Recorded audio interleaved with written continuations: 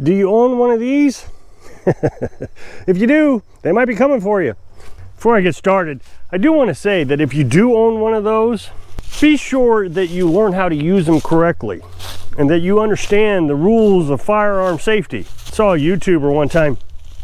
He was driving down the road.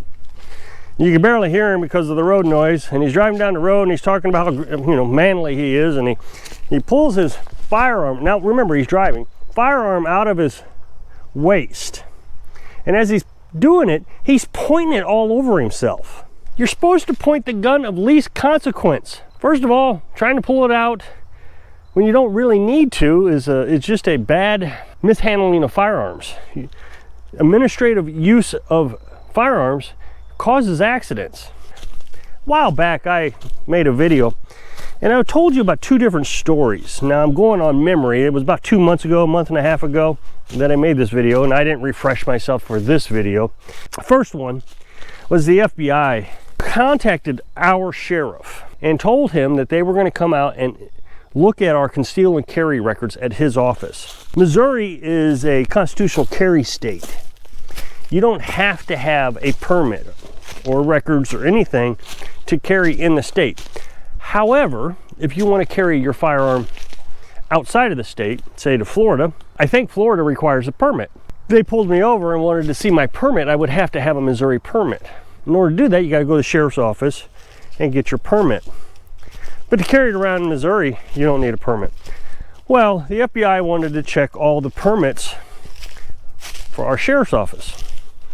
Well, our sheriff sent out a notice to the residents of my county telling everybody that he was not going to show our permits.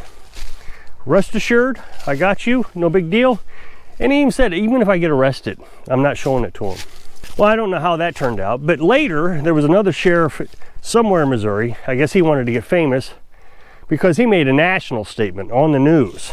He didn't just send out a letter. Well, everybody assumed that was my sheriff, but it wasn't. So I'm not sure what happened to that. Ended up, our attorney general for the state wrote a letter to the FBI and told them that they're not welcome in the state. I don't know how he can say that, but basically what he says, we don't want you checking our permits here. But I don't know how he can say that because there are offices, there's FBI officers throughout the state.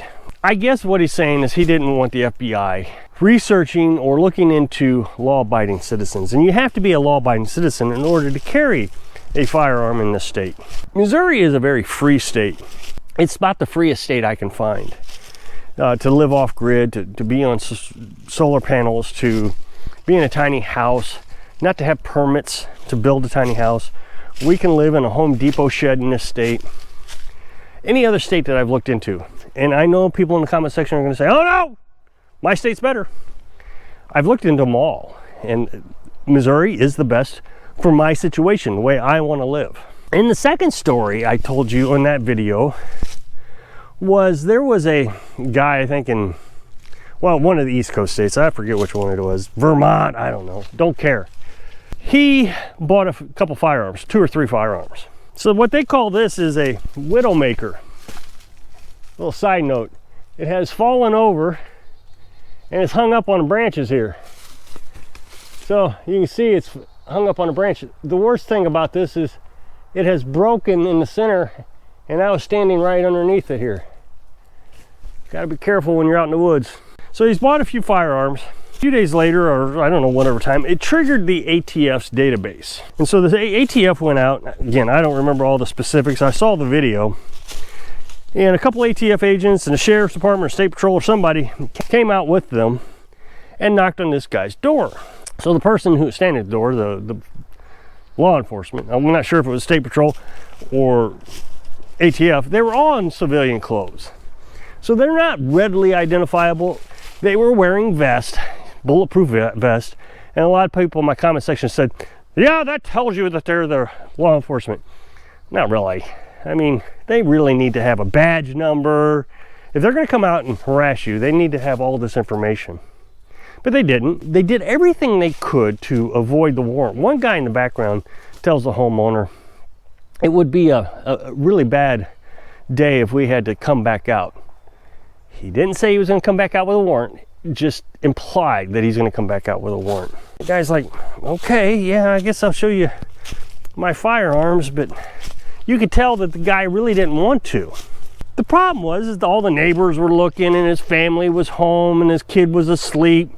Didn't want the cops waking up the kid, and the neighbors are already pointing what's going on. You can see, you know, all the finger pointing. So he was feeling harassed and pressured to show his firearms. So he brings one out. The agent or the state patrol, whoever it was, checks it and says, okay, that's good. That's all we wanted to see. They didn't want to see any more. What they said they were doing there was they were checking to see if there were straw purchases, meaning, did he buy these guns for somebody else? I don't want to say unconstitutional. I mean, they have a right to come to your door, but it was clearly out of line. It's not the way law-abiding citizens should be treated. If they had seen that firearm serial number in somebody else's possession, then maybe. But just because you bought some guns doesn't mean they need to come out and harass you and embarrass you with your friends and wake your kids up. And so in that video, I suggested that we should ask for a warrant, or just go to the door. Do you have a warrant? Don't even open the door. Heck, it's my understanding you don't even have to be home. You don't have to do anything. You just let them knock on the door. Call your police department. Say, hey, there's people out here impersonating someone saying that I got to show my firearms, or, you know, whatever. But you didn't have to. But my thinking is none of us have actually been put in this position.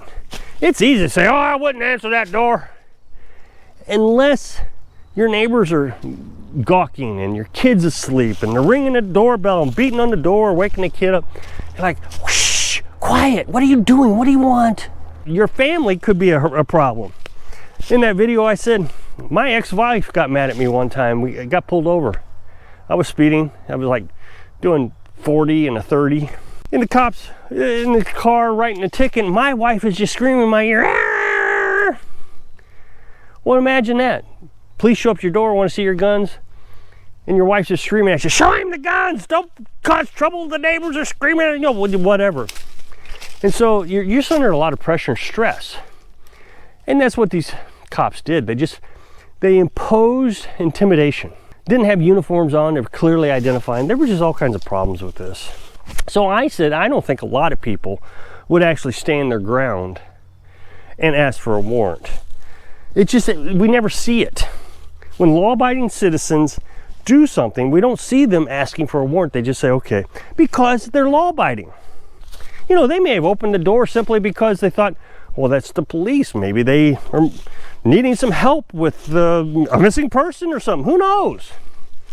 So we can't really say why we opened the door, but we opened the door. Well, then in the comment section, so many people said, yes, they did. Look at Ruby Ridge and look at Waco, Texas. They fought back. The problem is those people were not law-abiding citizens. There was a warrant for those situations. I specifically said if there's no warrant. You can't fight back if the people who are coming after you are not doing anything illegal or unconstitutional. So no, there's not a situation that I'm aware of where law-abiding citizens said, I need to see a warrant, or didn't open the door. We don't see it because law-abiding citizens are just that, they're law-abiding. Well, just yesterday or day before yesterday, we had a similar situation here in our county.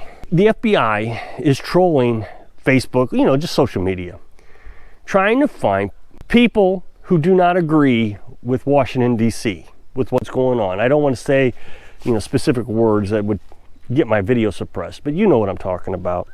If you're on one side of the political spectrum, they're monitoring you. There are two people in this county said they wanted to do things that are clearly illegal. They wanted to go up to Washington, D.C. and do things, and they wanted to drive to Texas to the border and do things.